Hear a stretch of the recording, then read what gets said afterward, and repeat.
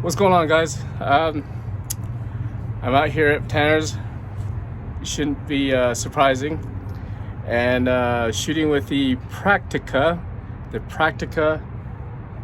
I always forget this. The MTL3,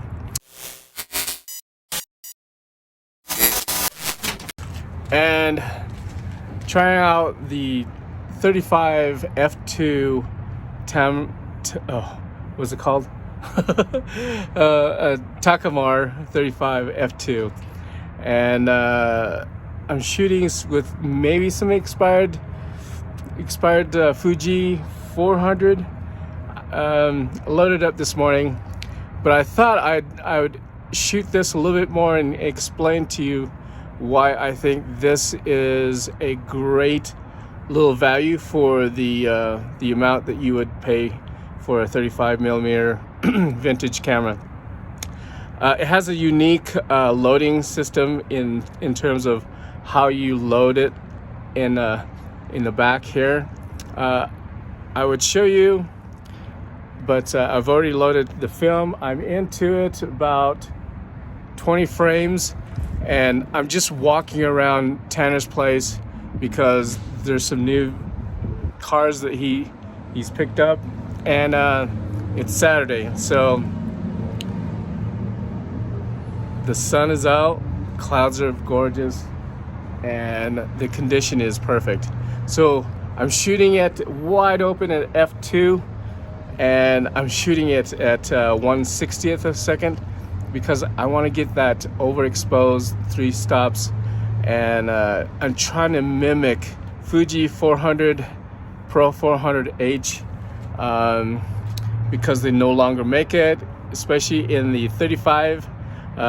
It is still available in the 120, but not too long, because they're gonna stop production probably the end of this year, which gives me only three months left, I think, out of in the year.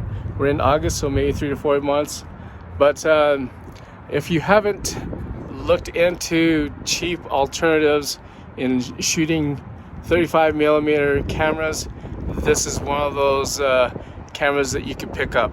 Now this was a German made during the Russian occupancy, so it has on there stamped a product of Berlin, or a product of the Republic Dominion is what they call it. So it tells me that East Berlin, Russian occupancy.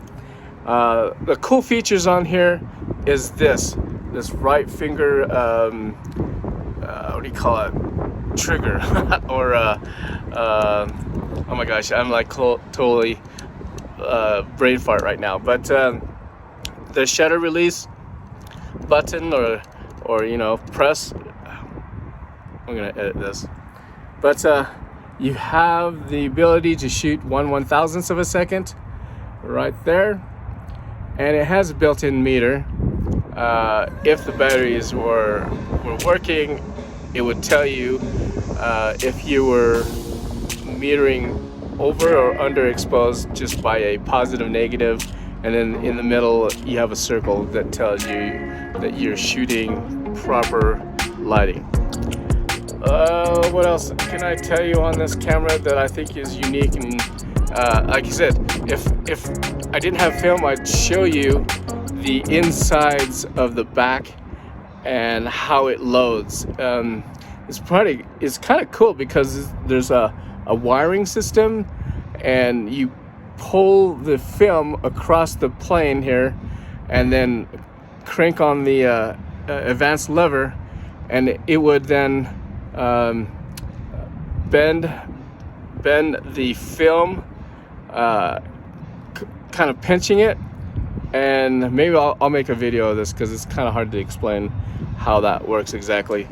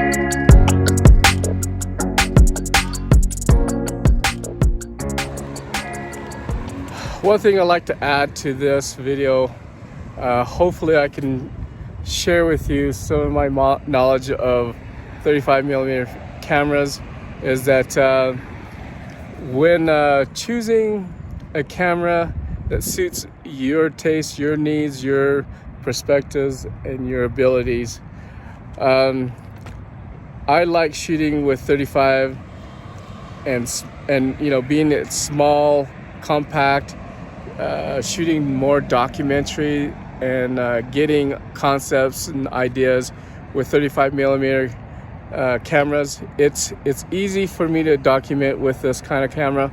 Thanks for joining me, guys. I appreciate it. All those who subscribe and comment, continue to do so. If you enjoyed this content, let me know in the comments below. Subscribe, and we'll catch you around in the next video. And good luck with finding the camera that fits your style and your budget. Until then, we'll talk to you later.